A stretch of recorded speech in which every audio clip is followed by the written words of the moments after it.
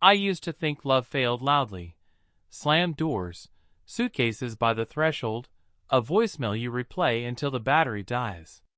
Turns out love fails like a draft under a window you forgot to seal.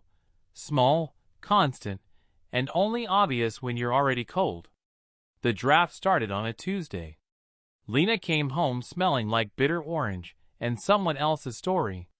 She tossed her gym bag by the door. New bag, new leggings, new Pilates with Emma. She suddenly couldn't miss. She kissed me quick, eyes sliding past my shoulder toward the bedroom, like something urgent lived in the top drawer. "Long day?" I asked, pretending to keep stirring the pasta. "Don't ask," she said, which is the kind of answer that sounds safe until you realize it's a lock, not a hug. "We pushed the rebrand again. I might have to go in Saturday." Saturday used to be ours. Coffee on the fire escape. Thrift store runs where we bought books already highlighted by people we'd never meet. We'd read the underlines and ask each other if we agreed with a stranger. It felt like joining a secret club whose only rule was sincerity. Now Saturdays were, "Might have TOS." While the sauce simmered, I saw it, the first thread sticking out of the sweater. Lena laid her phone on the counter face down. We were never face down people. Our privacy lived in politeness, not angles. When it buzzed, a little tremor ran up her arm, and she slid it into her pocket without checking the screen. "Your mom again?" I asked, too light. She smiled like she was remembering how. "You know how she gets." I did. But her mother doesn't text at 9:13 p.m. with the urgency of a fire alarm. We ate in silence that pretended to be tiredness. She complimented the sauce. I said thank you like a man auditioning for his own life. We watched an episode of a show where beautiful people ruin themselves in designer kitchens. Lena laughed at a joke that wasn't funny and didn't hear mine at all. In bed, she turned away first. "Pilates tomorrow," she murmured into the pillow. "Don't wait up." I stared at the ceiling fan and counted lies. I only needed one to fall asleep. The next day, while folding laundry, I found the second thread. A receipt curled at the bottom of her gym bag like a paper tongue. Bar Knox, 2 Negronis, 1 steak frites, 1 charred broccolini. Timestamp, 9:07 p.m. The address was nowhere near the Pilates studio she'd shown me on a map. I took a photo, put it back, and did the saddest thing a person can do to his own heart. I told it to calm down because maybe she had dinner with Emma. Maybe they serve electrolyte Negronis now. That night, she came home late, the citrus on her cardigan louder than the truth in her mouth. "Traffic," she said. "You know how the crosstown gets." "I do." "It doesn't smell like rosemary and char." You can live inside a suspicion, or you can walk out the front door and see if the weather matches the forecast. 2 days later, I left work early and parked half a block from Bar Knox. At 7:58, I saw Lena's coat before I saw her. It was the camel one I bought her. When we learned grown-ups own coats, they don't run in. She checked her phone, tucked a loose hair behind her ear, and looked like a woman about to be adored. The man who met her was Mark. Mark is the kind of handsome that turns a room into a stage he didn't ask for and pretends not to notice. Best friend since freshman orientation. Co-owner of a decade of my memories. The guy who answered when my dad was sick and I didn't know how to stand up, and who made Lena laugh the first night I brought her into our orbit. Mark, who says things like, "You two make sense," and never pays attention to the slow violence of proximity. They didn't touch. They didn't need to. Their smiles met first, then the rest of them. They sat in a corner booth the light treated kindly and leaned toward a story I wasn't invited to. I watched from the car until my seatbelt felt like a hand around my ribs. Then I drove home on autopilot, hands at 10, and 2 like a man practicing honesty for a test he's destined to fail. That night I did not ask. How was Pilates? I asked if she wanted tea. She kissed my jaw and said no, and I saved the roof of my mouth from scalding. We slept without touching.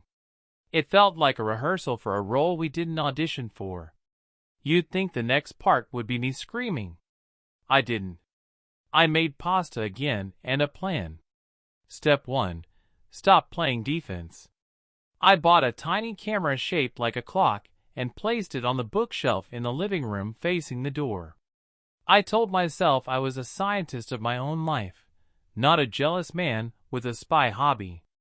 I hated the lie even as I used it. Step 2. Ask for a date. Friday, I said at breakfast. Us. Phones in a drawer. Let's remember what our voices sound like without typing. She blinked like she hadn't prepared a line. Yes, she said, and almost looked relieved. Friday morning, my phone lit with a message from Mark. Quick eyes on my deck tonight. Big pitch Monday. Beers on me. I typed, can't. Date night. He replied with 3 fire emojis and a you got this like he was sending me into the ring. At 5:42, Lena texted, running 20 behind. Pilates ran over, grabbing a quick bite with Emma, don't be mad. I lit candles anyway. At 6:17, she came in flushed and beautiful, and kissed me hard enough to make me forget arithmetic. We ate. We talked. We played the game where we plan trips we can't afford and pretend that dreaming is the same as booking. For an hour, we were great actors. Then she fell asleep with her head on my thigh, and the camera in the bookshelf blinked once, patient as a metronome. At 1:13 a.m., after she'd moved to bed, I downloaded the footage. It showed a door opening at 5:59 to Lena alone. It showed a notification pop on her phone at 6:02, too small to read, big enough to hurt. It showed me, later, washing dishes like if I scrubbed hard enough I could erase Tuesday. I needed something I couldn't argue with. I needed a noun. The next Tuesday, I did something small and stupid and final. I went to Atlas, the co-working loft Mark all but lived in. The receptionist nodded. I knew everyone there by now. Startups breed familiarity like fruit flies.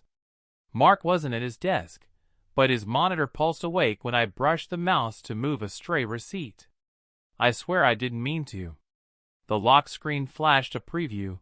Lena. Same time Thursday? Pilates for the calendar. The world narrowed to a dot, then expanded into a map I wished I couldn't read. The elevator dinged behind me. Hey! Mark's voice, juice and sunshine bottled for sale. You made it. He saw my face and went still in the middle. He's quick, I'll give him that. His smile didn't fail, just parked. You okay? Show me the deck, I said, which was not what I wanted to say, but was the only sentence that didn't involve yelling. He talked growth levers and runway while I watched a version of us that didn't exist anymore. At slide 14, he stopped. You're not here, he said gently.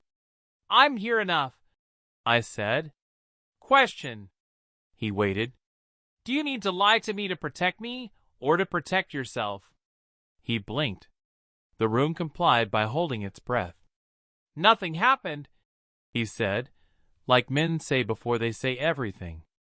We're not litigating verbs, I replied. We're naming days. His eyes did the calculation. We kissed, he said. Once. Twice. We stopped. We felt awful. What day did you start lying about Pilates? I asked. Just for my calendar hygiene. He rubbed the back of his neck, a tell I'd loved when it meant he was nervous before a toast. 2 months, he whispered. Not every week. It was, somehow, the strangest comfort. Not constant. Just deliberate. Okay, I said and stood. You're going to, he started. End it, I finished. Clean. He exhaled like court had adjourned. Let me tell her. I shook my head. You've told her enough. I left him in the blue light of his open tabs and walked out into a night that was big enough to hold the worst day of my life and still make room for buses and dogs and people who had no idea two lives were collapsing on the third floor. That night, I booked a neutral room for Thursday, a small event space with white walls and a projector you rent by the hour. I texted my sister Maya. I need you there. Soft eyes, hard spine. She replied, armor packed. I created a 5-minute cut, calendar blocks, the bar Knox receipt, the lock screen preview, no screenshots, just a recreation with timestamps. The camera's silent footage of Lena walking in alone and me washing dishes like a prayer. No narration. No captions. You don't need voiceover when gravity is doing the work. Then I wrote 2 sentences on a note card. Say nouns. Set boundary. Leave. I slept like a man who had finally picked a door. Location. Neutral event space, evening. The room smelled like new paint and old apologies. 4 chairs faced the screen. Rain needled the city into submission. The HVAC made a sound like patience. Maya arrived first, early enough to rearrange the chairs by half an inch. She hugged me with her whole ribs. Whatever version of you walks out, she said. I'm driving. At 6:59, Lena texted. Parking. At 7:01, Mark texted. Elevator. Of course they did. Lena stepped in, took in the geometry, and went still. She looked like the first day I met her, stunned by a new weather system. What is this? A room without pretense, I said, and gestured to a chair. Mark arrived damp and unkillable. He looked at the screen, the chairs, Maya's stare, my jaw, and tried charm like a skeleton key. This feels excessive, he said lightly. So did Thursdays, I replied, and pressed play. The calendar appeared. Bar Knox receipt. A blurred recreation of the lock screen line. Same time Thursday? We can say Pilates. Their faces did what faces do when time collapses. Micro apologies, micro denials, 100 tiny wars under the skin. I let the last frame hang. Tuesdays/Thursdays, 12. I paused. The projector hummed. I'm not asking why, I said. Why is a TED Talk? These are facts. Here's what happens next. I slid an envelope across the floor to Lena. This is a clean split of the apartment and joint expenses through the end of the lease. You can come collect your things Saturday. I won't be there. Give keys to the doorman. She stared at the envelope like it was radioactive. This isn't, she swallowed. I was unhappy, she said finally, and it landed like something unavoidably true and unforgivably insufficient. I should have said it out loud before I went looking for a translator. I should have heard it before you whispered, I said. But I never gave you permission to use my best friend as a megaphone. To Mark, I said, we are not friends. We are people with shared photographs. If we meet, we nod. Don't email me your journey. Don't DM me your apology. Don't send a box of my stuff from your trunk.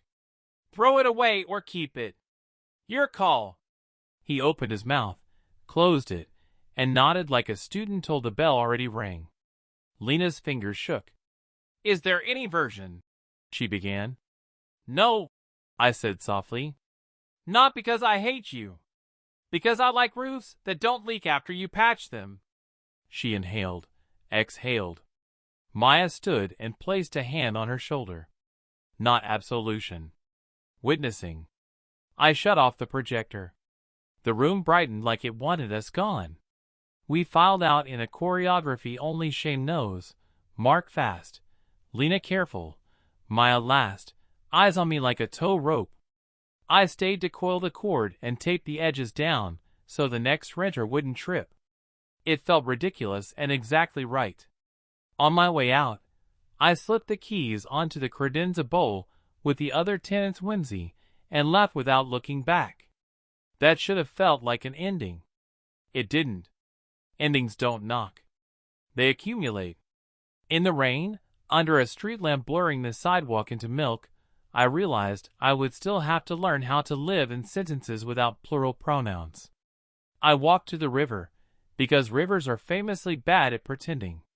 The city's gold tore itself into ribbons on the surface.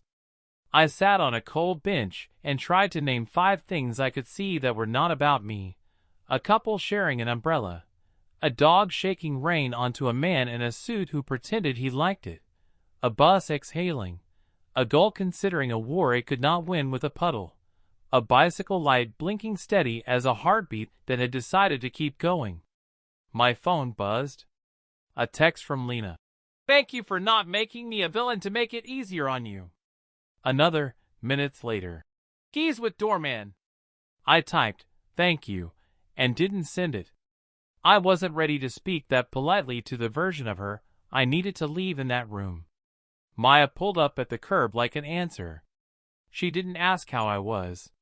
She handed me a paper bag with a sandwich and said, eat. Then sleep. Tomorrow we carry boxes. We drove through a city that looked cleaner in the rain. At a red light, I laughed once, sudden and sincere. What? She asked. I just realized, I said. I don't have to hate either of them to never see them again. That, she said, is the healthiest revenge I've ever heard. I took a bite of the sandwich and tasted bread, mustard, meat, a future with nouns. Outside, the light turned green. Inside, nothing did, and that was all right. The apartment looked unfamiliar once Lena's things were gone. Empty hanger hooks glared at me from the closet. A dent in the sofa cushion held her ghost like pressed flowers. Even the silence had a different density, like the walls were exhaling after holding their breath too long. Saturday morning, the doorman texted. Keys returned. 3 boxes in storage with your name. I carried them upstairs. Shoes, sweaters, framed photos, half-used perfume. I stacked the boxes neatly by the door and realized grief has a smell. Citrus mixed with dust. My sister Maya arrived with coffee and a folded newspaper.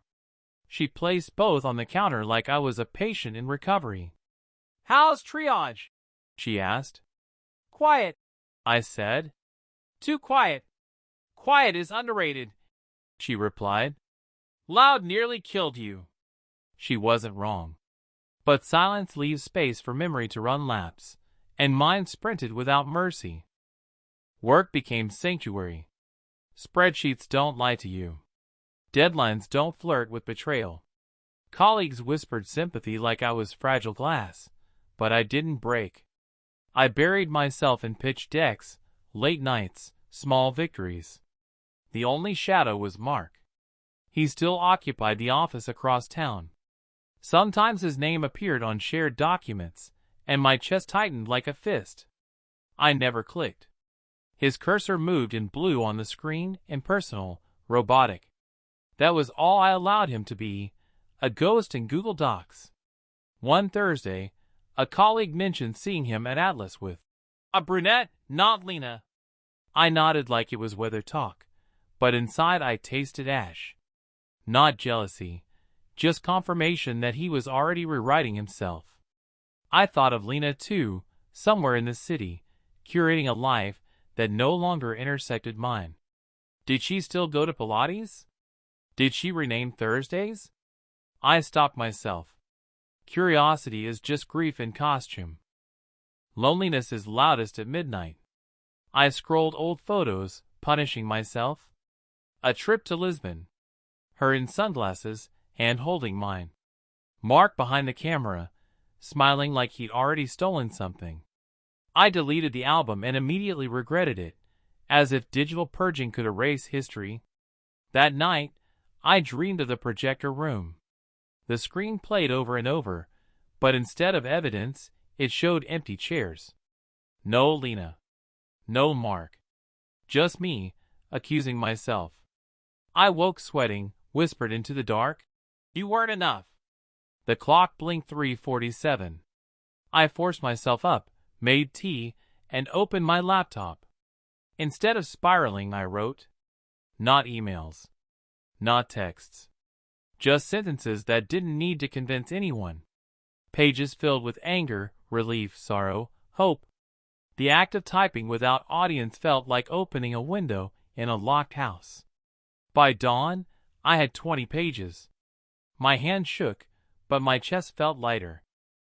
Weeks passed. Healing arrived not with fanfare, but with small, stubborn rituals. Morning runs. Actual Pilates, alone. Reading novels where nobody cheats, just kills dragons. At a corner coffee shop, I bumped into an old friend, Claire. We'd gone to college together. Back then she was the one who dared me into open mic nights. She looked the same, except steadier. "You look like someone crawled out of a cave," she teased. "Was it that obvious?" I asked. She tilted her head. "You okay?" "Working on it." We sat. She told me about her work in a non-profit, about the chaos of grant proposals, and the strange joy of fighting uphill battles. I listened, grateful. When she laughed, it wasn't a bandage, it was a sunrise. We swapped numbers, and for the first time in months, I didn't feel like an open wound in human form. Months later, I rented the same small event room. This time no projector, no accusations. Just me, Maya, and Claire. We sat in a triangle of folding chairs. "Why here?" Maya asked. "Because this is where I ended one story," I said. "Now I want to start another." Claire raised her cup. "To better beginnings." Maya raised hers. "To never repeating the old endings." I smiled. "To telling the truth sooner." We clinked cups. The room didn't feel like a courtroom anymore. It felt like rehearsal space. Outside, rain softened the city into watercolor. Inside, I realized something I hadn't dared to believe. Endings are only brutal if you never let them become beginnings.